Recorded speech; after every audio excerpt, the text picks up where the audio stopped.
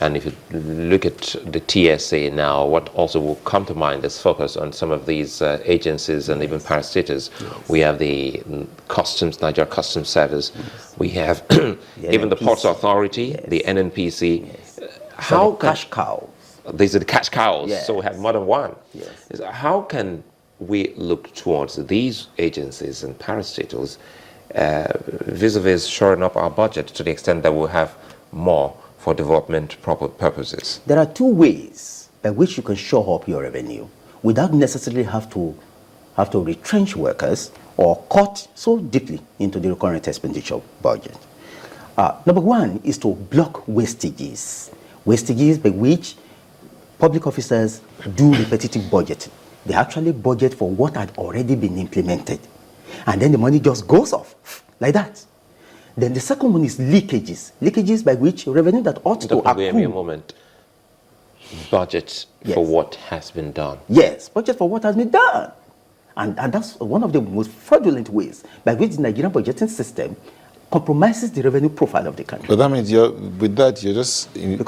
tying in everybody, because if the executive does the budget and they're putting in what has already been done, the legislature looks at the budget and allows it to go through. That means they're also culprit. There are about 6,144 items to look for.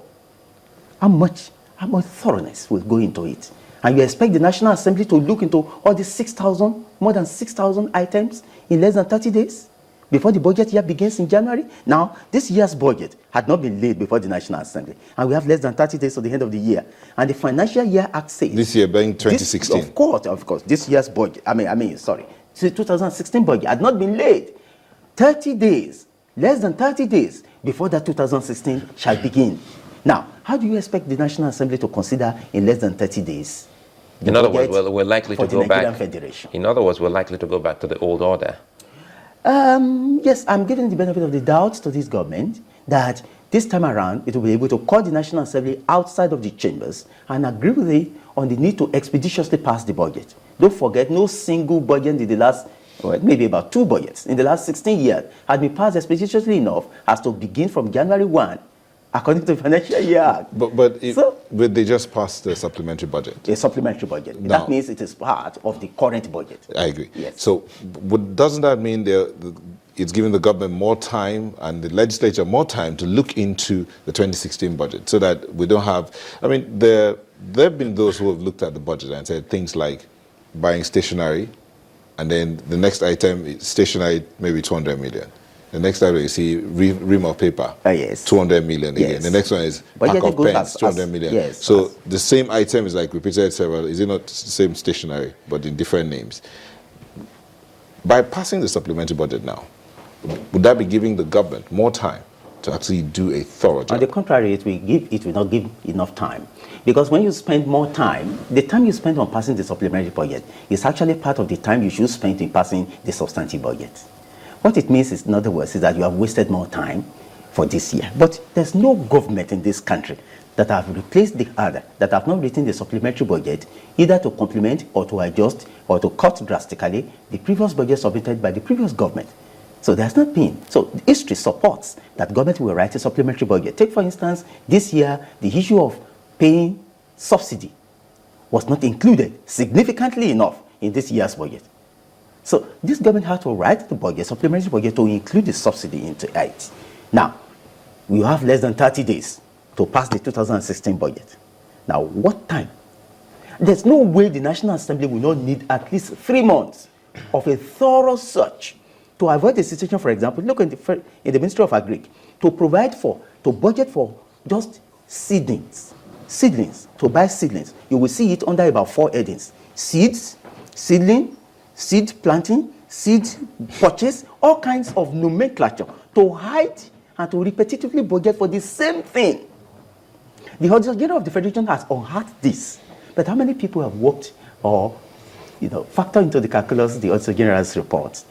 Is thrown into the dustbin. The Auditor General's report in the last 16 years has not been seriously touched by the National Assembly or by the Joint Committee of the National Assembly in respect of public account, the Public Accounts Committee. So the Auditor General does not have a prosecutorial power to deal with those who corruptly deal with the national budget. Don't forget, the budget is a trilogy. it is not just an economic statement. It is also law. It's a law that has expiry date from January to December. Once it expires, that's all. But if we have a multi-year budget in system that will not expire, then we can bring in those who deal corruptly with the budget and then prosecute them. And that is why I have advocated in some of my works and writings elsewhere that the Auditor General of the Federation should be strengthened in such a way that we have prosecutorial powers over those who do illegal environment, warehousing of funds, and other corrupt acts against the national budget. Let's talk more on illegal environment, because that's really shocking to note that monies budgeted, for instance, for A is moved on to B that has nothing of such. That's it, exactly. That's what they do. In fact, it's a recurrent decimal in Nigerian budgetary practices. In actual budgetary practices, many are vered, that is, they are transferred to non-approved projects. It may be within the same genre of ministerial responsibilities, but the fact that if you provide money for the stocking of libraries, for example, in the universities, and you do not use that money for the stocking of libraries, but transfer it to the construction of roads within the same university, that's illegal. The Financial Year Act, as well as the Finance Control and Management Act, 1958, provides that that is actually illegal. It's a criminal act. Once you var expenditure in a way that the National Assembly has not provided for, then you have predetermined, you have set the economic motion that will run the budget in the contrary manner set by the National Assembly. And that's sanctionable. So, legal violence. I thought that the oversight, because I go back to what Nyota highlighted, the oversight function of the legislature should be able to help in that regard, because this is an all-inclusive budget from the executive to the legislature. And if truly everyone has the time to go through all of that, to the extent that they spent a chunk of time going through the budget, so that you stay off illegal environment, you stay off warehousing, and you have this budget go for what exactly it is meant for, we will see less and less of such. Yes, actually, any budget submitted at a time that exceeds October of any financial year is already late in Nigeria. Because that budget document will give less than 3 months. Would you say it's already late, or it should be already late? Oh, well, it's actually late with respect to this 2016. Why I'm giving the government the benefit of the doubt with respect to 2016 budget is because the government just came into power. It's just came, but for 2016, 2017, and 2018, it will have no excuses any longer. However, what you just said, Suleiman, is the function of the Public Account Committee, a joint committee of the House and the Senate. But the Public Accounts Committee has not met for just once in the last 10 years to consider the report of the Auditor General of the Federation.